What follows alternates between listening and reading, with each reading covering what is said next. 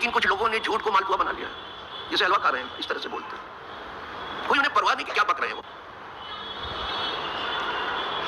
جلدی سے اللہ کی کتاب نے کسی پر لعنت نہیں کی، اس لیے کہ لعنت کا مطلب ہے اللہ کی رحمت سے باہر کر دینا، یہ ہے لعنت کا مطلب. لیکن جھوٹے پر اللہ کی لعنت ہے، لعنت اللہ علی الکاذبین، جھوٹ پر اللہ کی لعنت ہے. شاید آپ کو یاد ہو جب ہم روزے کی فضیلت بیان کر رہے تھے تو اس موقع پہ کہا تھا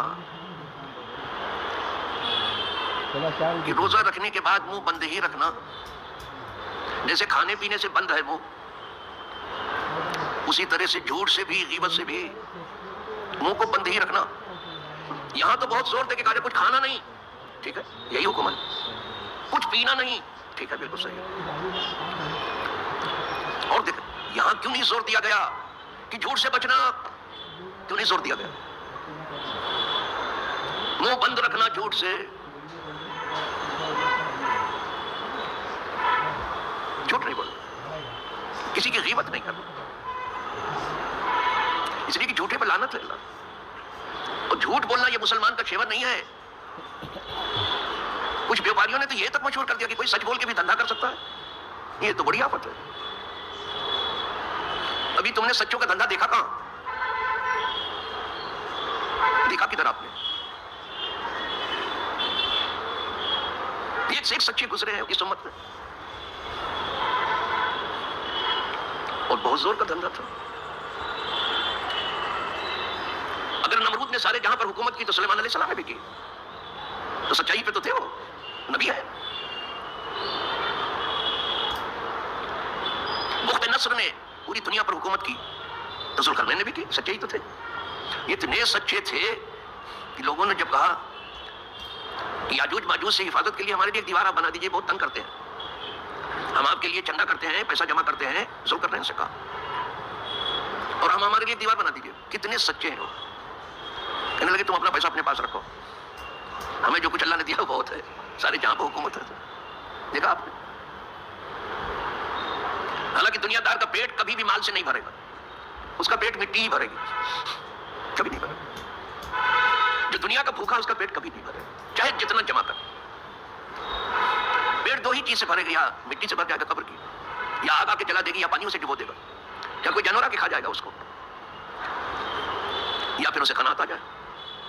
تو انہوں نے کہا نہیں، مجھے آپ کے چندے کی ضرورت نہیں ہے، پیسے کی ضرورت نہیں ہے، تم ہاتھ پاؤں سے مدد کرو، پیسہ ہم خرچ کریں گے. دیکھو یہ حکمرانوں کا کام ہے، تو یہ سچے نہیں حکمران ہے. ہمیں اگر دو نے پوری دنیا پر، دو جھوٹوں نے کیا، بخت نصر نے کیا اور نمرود نے، دو جھوٹوں نے کیا پوری دنیا پر حکومت، تو دو سچوں کی بات میں لائے. پڑھتے ہو آپ، بھول جاتے ہو. خود صلاح الدین ایوبی نے فدیہ لے کے جب چھوڑنا شروع کیا، جس کو غریب پایا اپنی طرف فدیہ دے کے چھوڑ دیا. جی صاحب قیدیوں کو 7 جنگیں ہوئی صلیبی، 6 میں مسلمان غالب آئے اور یہ احسان کیا، اور ایک میں یہ غالب آئے تو ہر گلی میں خون جو ہے بے تحاشا بہ رہا تھا. صرف آئینے میں اپنا چہرہ دیکھ لو، کیوں چھپاتے ہو؟ جمہوریت کے پردے میں اپنی قیصری کیوں چھپا رہے ہو؟ جمہوریت کی آڑ میں اللہ کے بندوں کو کیوں شکار بنا رہے ہو؟ تو یہ غلط ہے کہ سچ بول کے نہیں کما سکتا. بالکل کماتا ہے اور بہت اچھے سے کماتا ہے، لیکن سچ کا تجربہ سچے پہ ہوتا ہے. سچ کا تجربہ جھوٹے کو کیسے ہوگا؟ وہ تو سمجھتا ہے کہ سب جھوٹ بول کر کے ہی حاصل کیا جاتا ہے.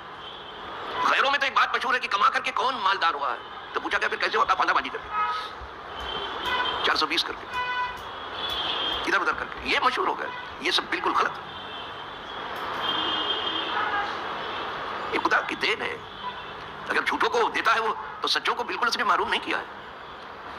اور وہ جو اقبال لکھ گیا ہے بیچارہ کہ رحمتیں ہیں تیری اخیار کے کاشانوں پر برف گرتی ہے تو بیچارے مسلمانوں پر، وہ جو لکھ گیا یہ عوام الناس کی بولی ہے جو شاعر نقل کر رہا ہے، اس کا عقیدہ نہیں ہے.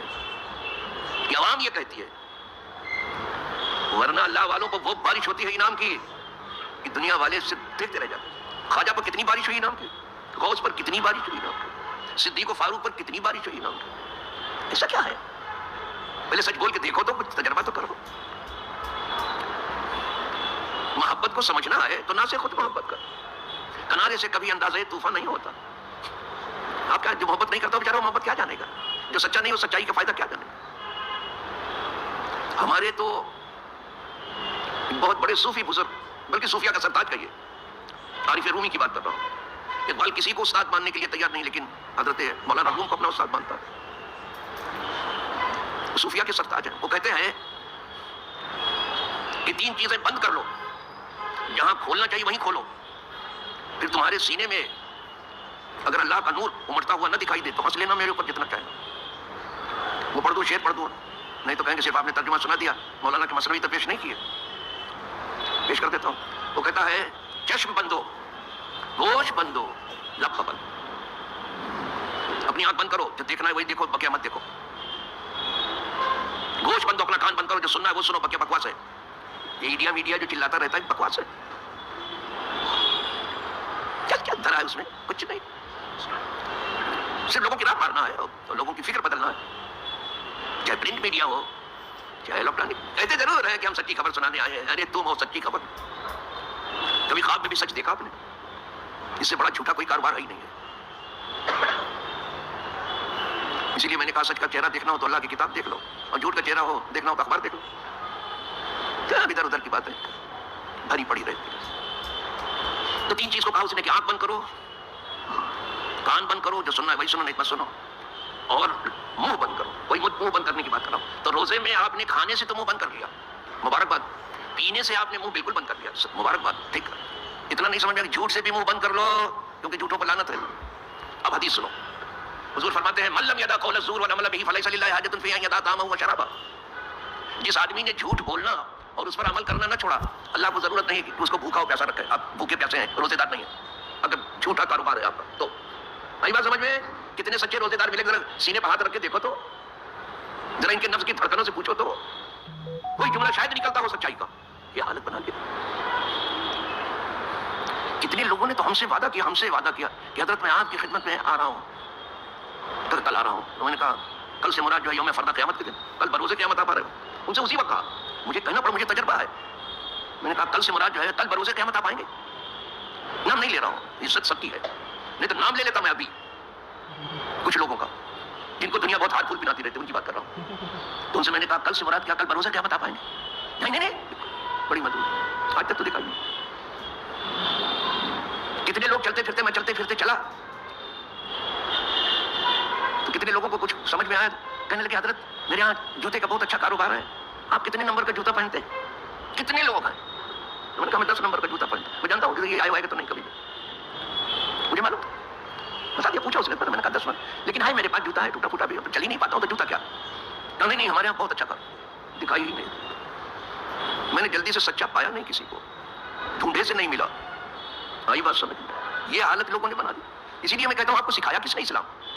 حضور فرما رہے ہیں جس نے جھوٹ بولنا اور اس پر عمل کرنا نہ چھوڑا، اللہ کو ضرورت نہیں کہ اس کا کھانا پانی چھوڑا دے. روزے میں کھانے پانی تو چھوڑا ہے، صرف کھانا پانی چھوڑنا اور بیوی سے الگ رہنا یہ روزہ نہیں ہے. روزہ ہے گناہ کو چھوڑنا، اور گناہ میں سب سے بڑا گناہ جھوٹ ہے. سیاستدان بڑے آرام سے بولتے ہیں،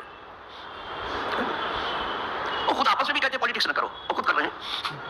دوسرے کو مشورہ دیتے ہیں کہ آپ راجنیتی نہ کرو، اس میں راجنیتی کو خود بھی کر رہے ہیں. وہی وہ تو نہ کرے، لیکن تم کیوں کر رہے ہو راجنیتی؟ تم کب سے ستھرے ہو گئے؟ کب سے آپ نے گنگا اسنان کر لیا؟ کب سے پوتر ہو گئے آپ؟ ارے یہ کہو اس حمام میں تقریباً سبھی ننگے ہیں، یا ایسا حمام ہے سبھی ننگے ہیں. اپنے مخالفین سے کپڑا اٹھا دینا وہ الگ بات ہے.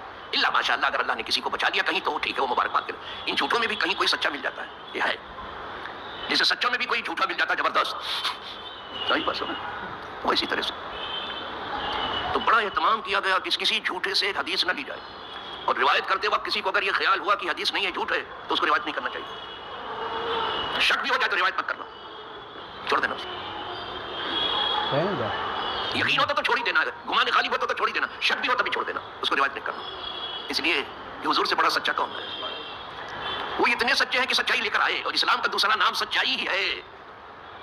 یہ ہماری کمزوریوں میں سے ایک بڑی کمزوری ہے کہ جہاں بہت زور دینا چاہیے وہاں ہم نے اتنا زور نہیں دیا. اس لیے لوگ غافل رہ گئے، جن کے نزدیک جھوٹ سے کوئی چیز ہی نہیں. کئی بار بتا چکا ہوں. ایک بار صحابہ پوچھ رہے تھے حضور یہ بخیل آدمی مسلمان ہے؟ بخیل کو صحابہ بہت برا سمجھتا ہوتا بھی ہے، بہت برا ہوتا ہے. کہاں ٹھیک ہے کمزور صحیح مسلمان ہے. کہا بزدل آدمی مسلمان ہے کیا؟ مومن اور مسلمان بزدل بھی ہوتا ہے؟ ہاں ہو سکتا ہے. پوچھتے پوچھنے والے کا حضور جھوٹا بھی مسلمان کا نہیں، جھوٹے کو حضور نے مانے نہیں مسلمان. آپ مسلمان بنے گھوم رہے ہیں، روزے دار بنے گھوم رہے ہیں، پرہیزگار تسبیح پڑھ پڑھ کے پرہیزگار ہوئے. ایسی تسبیح میں کیا رکھا ہے؟ ایسی تسبیح میں آپ کے کیا رکھا ہے؟ در زبان تسبیح در دل گاؤ خر، یہ چنی تسبیح کہ دارد اثر. زبان پر تسبیح ہے سبحان اللہ، اور دل میں گھوڑا گدھا بسا ہے. ایسی تسبیح آپ کو کیا فائدہ دے گی؟ ٹھیک ہے.